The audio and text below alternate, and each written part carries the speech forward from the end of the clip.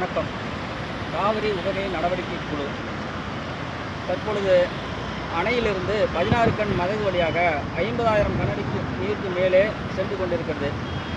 இந்த நீர் வீணாக கடலில் கலக்கிறது. இது கடல் நீர்மட்டம் உயர வழிவகுக்குமே ஒழிய நமது மாநிலங்களில் நிலத்தடி நீர்மட்டம் உயர வழிவகுக்காது. தமிழகத்தில் உள்ள லட்சக்கணக்கான ஏரிகள் வறண்ட நிலையில் உள்ளது. இந்த ஏரிகளில் நீரை நிரப்பி நிலத்தடி நீர்மட்டத்தை உயர்த்த மத்திய மாநில அரசுகள் இணைந்து முயற்சி எடுக்க வேண்டும் என்பதுதான் காவிரி உபரி நடவடிக்கை குழுவின் நீண்ட நாள் கோரிக்கையாக உள்ளது.